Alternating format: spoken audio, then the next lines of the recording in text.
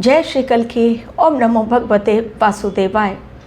Cease fire हो तो गया, लेकिन ये शांति कहीं न कहीं अधूरी दिखाई पड़ रही है। इस समय विश्व शांति के मार्ग पर चलना तो चाहता है, लेकिन चल नहीं पा रहा है। कारण ग्रहों की चाल ने कुछ ऐसा ही ट्रैप बना दिया है, एक ऐसा जाल बुन दिया है जिसमें इंसान कहीं न कहीं फंस कर रह गया है। चाह रहा है बहुत कुछ करना, लेकिन अक्ल काम नहीं कर रही है। हर बार प्लानिंग हो रही है फेल। क्या वास्तव में ग्रह और नक्षत्र हमारे जीवन में लाते हैं बड़ा बदलाव?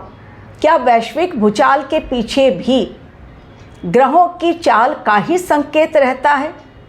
क्या ब्रह्मांड इन्हीं ग्रहों के माध्यम से राशि परिवर्तन या नक्षत्र परिवर्तन जब होता है, उसके माध्यम से, ज्योतिषीय घटना के माध्यम से लोगों तक अगला क्या होने वाला है कदम ब्रह्मांड का, ये समझाने की कोशिश करते हैं। ज्योतिष इसी में मदद करता है कि किस घर में कौन सा घर है, किस राशि का, वहाँ कौन से ग्रह बैठे हुए हैं और वो किस प्रकार के फल देते हैं। किन ग्रहों की युति खतरनाक होती है, किस राशि में कौन सा घर, कौन सा ग्रह नीच का हो जाता है और उसका असर क्या होता है। इस समय पूरी दुनिया चाहती है कि सब कुछ नॉर्मल हो जाए, एक स्टेबल कंडीशन आ जाए, लेकिन वो होने का नाम नहीं ले रहा है।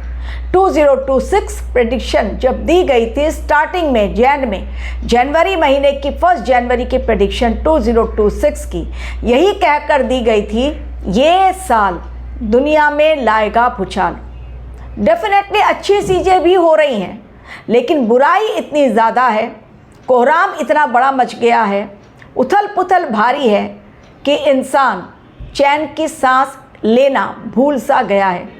चाह रहा है बहुत कुछ करना, लेकिन आर्थिक स्थिति कमज़ोर, नौकरियां जा रही हैं, बिजनेस हो जा रहे हैं ठप, लोगों के वाद विवाद और रिश्ते टूटने की कगार पर, मौत का तांडव, आग्नेय वर्षा, बरसता हुआ मिसाइल, गरजते हुए बम।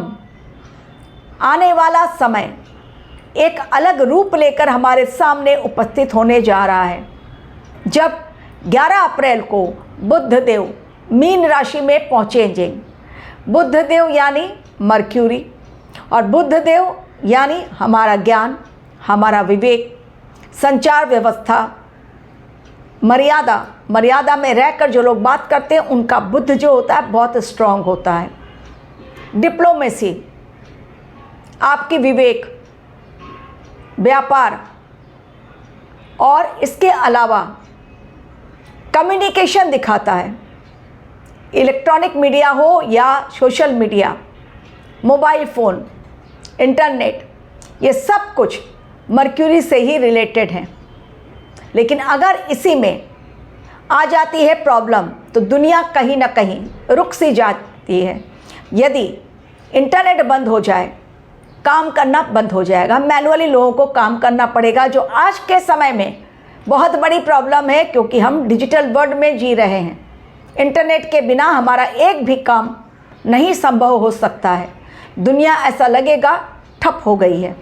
इसके अलावा व्यापार, लोगों का इस समय देखिए व्यापार में भारी उथल पुथल, कईयों के बिजनेस में बड़ा लॉस हो गया है। कम्युनिकेशन, डिप्लोमेसी, कम्युनिकेशन में संवाद हमारा उतना ही अच्छा होता है जब हमारी कुंडली में बुध देव होते हैं मजबूत अवस्था में। लेकिन अगर बुध देव कमज़ोर हो रहे हैं, अगर बुध देव एक ऐसी राशि में जा रहे हैं जो उनके लिए निचस्त अवस्था उन्हें देती है, डेफिनेटली वो अपना 100% नहीं दे पाएंगे। और इस कारण चूँकि 100% नहीं दे पाएंगे, 11 अप्रैल से 30 अप्रैल के बीच आप वो समय, मैं बताऊंगी आपको, 11 से 30 के बीच वो समय जिस समय सीज फायर टूटने की पूरी संभावना दिखाई पड़ रही है अकॉर्डिंग टू एस्ट्रोलॉजी, ग्रहों की चाल के अकॉर्डिंग। आज ये सारी बातें आप लोगों के साथ शेयर करने के लिए मैं आपके समक्ष उपस्थित हूँ। बहुत ही इंटरेस्टिंग लगता है जब कैलकुलेशन के तहत कोई बात आप लोगों तक पहुंचाई जाती है और वो सत्य हो जाती है। आपको यदि अपने ग्रहों की चाल के बारे में जानकारी प्राप्त करनी है, कुंडली में किस कारण और किस ग्रह के कारण आपके जीवन में भारी बदलाव, उथल पुथल, टेंशन बहुत, सब कुछ आपके पास, पैसा रुपया भी है, जॉब भी है, सब कुछ है, परिवार भी अच्छा है, फिर भी एक मानसिक अशांति, आखिर वो क्यों? तो इस सब के लिए कुंडली एनालिसिस करवानी ज़रूरी है। मेरे डिस्क्रिप्शन बॉक्स में दिया हुआ है मेरा ईमेल आईडी, उस पर क्लिक करें, फीस जानें, अपनी date of birth, time of birth, place of birth दें। यदि टाइम ऑफ बर्थ नहीं भी है तो भी चलेगा। अपनी बनी बनाई कुंडली मुझसे शेयर ना करें। अब आज का वीडियो, 11 अप्रैल जैसे ही बुध देव जाएंगे मीन राशि में, जहां पहले से सूर्यदेव, मंगल देव, नेपच्यून और सैटर्न, ये चारों ग्रह मौजूद हैं, जिनका प्रभाव इस समय पूरे विश्व पर, शेयर मार्केट पर, व्यापार पर, मार्केट में हर जगह दिखाई पड़ रहा है कि उन ग्रहों का असर क्या है। लेकिन अब बुध देव भी चूंकि पहुंच रहे हैं और डेरा जमा कर बैठेंगे करीब 20 दिनों के लिए, इसमें वो पीक टाइम आने वाला है, क्योंकि जैसे ही पहुंचेंगे तुरंत उनका असर दिखाई पड़े ये नहीं होगा। सीज फायर जस्ट अभी हुआ है, लेकिन वो इनकम्प्लीट सीज फायर है, कारण इजराइल फिर से अटैक कर रहा है लेबनान पर, हिजबुल्लाह पर बरसाए जा रहे हैं गोले, मिसाइल्स अटैक, ड्रोन अटैक, क्योंकि कहना है इजराइल और अमेरिका का कि ये हमारे सीज फायर लिस्ट में शामिल नहीं है, इसलिए हम उस पर मिसाइल भी दागेंगे और गोले भी बरसाएंगे। और इसी कारण ईरान ने जो हॉर्मुज स्ट्रेट खोलने का वादा किया, फिर से एक बार बंद किया गया कि बिना मेरी परमिशन के नहीं जाएगा कोई जहाज। जल के द्वारा, हॉर्मुज क्या है? समुद्री रास्ता है, जल के द्वारा बड़ी प्रॉब्लम दिखाई पड़ रही है। बहुत बड़ा आतंकी खतरा जल के द्वारा दिखाई पड़ रहा है, जल में अग्नि दिखाई पड़ रही है। ये सब कुछ मैंने आपके संग शेयर किया। लेकिन बुध देव जब 11 अप्रैल को जाएंगे, उसके बाद कहीं ना कहीं आप देखेंगे 10 अप्रैल को मीटिंग है इस्लामाबाद में, तो 11 अप्रैल वो दिन जब बुध देव पहुँचेंगे निचस्थ अवस्था में मीन राशि में, उसके पश्चात आप किन किन घटनाओं को देखेंगे। हिडन चीज़ें, गुप्त गतिविधि खुलकर सामने आएगी। अभी जो गुप्त गतिविधियाँ चल रही हैं, फॉर एग्ज़ाम्पल, मैं एग्ज़ाम्पल दूंगी तो आप लोग तुरंत समझ जाएंगे। अमेरिका ने ये पता लगाने की कोशिश की कि आखिर जिस पायलट को उन्होंने बचाने के लिए एक मिशन चलाया था, एक हिडन मिशन, वो लीक कैसे हुआ और उन्हें इतने सारे फाइटर जेट अपने ही क्यों मारने पड़े उस पायलट को बचाने के लिए। आखिर वो प्लान लीक कैसे हुआ?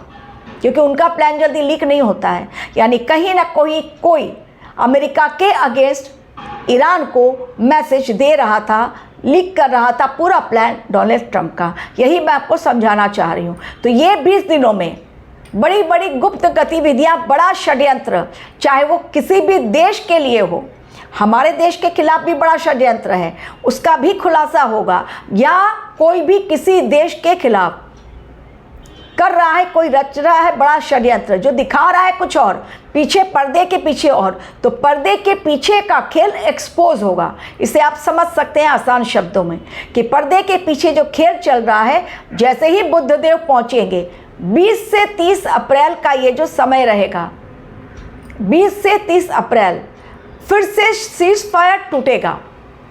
फिर से एक बार ईरान, अमेरिका और इजराइल एक दूसरे के खून के प्यासे होंगे। फिर से व्यापार में बड़ा घाटा, फिर से गुप्त गतिविधियां, षड्यंत्र का पता चलेगा। फिर से एक बार एक्सपोज होंगे वो देश जो आज अपने आप को शांति दूत कह रहे हैं। फिर से एक बार दुनिया में संचार व्यवस्था होगी ठप, इंटरनेट कई जगहों पर बंद हो सकता है, ब्लैकआउट हो सकता है।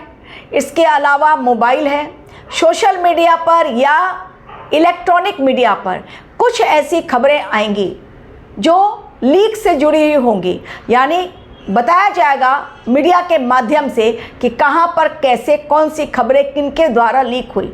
क्या ऐसा हुआ है। और ये समय षड्यंत्र रचने का भी है, यानी ऊपर से दिखाएंगे कि हम आपके साथ हैं, लेकिन पीछे छुरा घोंपने का प्लान। कहावत कह सकते हैं कि मुंह में राम और बगल में छुरी, यानी ऊपर से बिल्कुल दिखाएंगे कि हम आपके दोस्त, लेकिन अंदर ही अंदर बहुत बड़ा छुरा घोंपने की प्लानिंग। तो ये बुद्धदेव जैसे ही पहुंचेंगे, चूंकि वो निचस्थ अवस्था में हैं, अपना 100% नहीं दे पाएंगे, बाकी ग्रहों के चंगुल में फंस जाएंगे, इसलिए कम्युनिकेशन यानी संवाद अफेक्ट करेगा। इसके अलावा गुप्त गतिविधियां, जो भी प्लानिंग, हिडन प्लानिंग है, वो एक्सपोज होंगी। इसके अलावा आतंकी खतरे का बहुत बड़ा खतरा मंडरा रहा है, आतंकी हमले का। इसके अलावा आप देखेंगे एक देश दूसरे देश के पीछे हमला करने की बड़ी साजिश रच रहा है, और वो एक्सपोज भी हो जाएगा। ये सारी बातें एवं व्यापार पर, बिजनेस पर, पूरे ग्लोबली मैं कह रही हूँ, इसके ऊपर असर पड़ेगा। और ये सीज फायर टूटता हुआ कहीं ना कहीं मेरे एनालिसिस के अकॉर्डिंग दिखाई पड़ रहा है। और 30 के बाद जब बुद्धदेव जाएंगे मेष राशि में, ये चूंकि ये अंतिम राशि है, मीन राशि, और जलीय राशि है, तो जल से जुड़ा हुआ बड़ा खतरा इस समय दिखाई पड़ रहा है।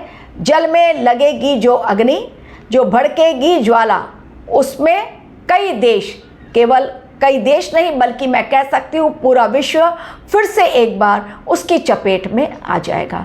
तो बुध मीन राशि में होंगे, निचस्थ अवस्था में रचेंगे वो ऐसा खेल कि पूरी दुनिया हो जाएगी स्तब्ध कि अचानक ये क्या हो गया।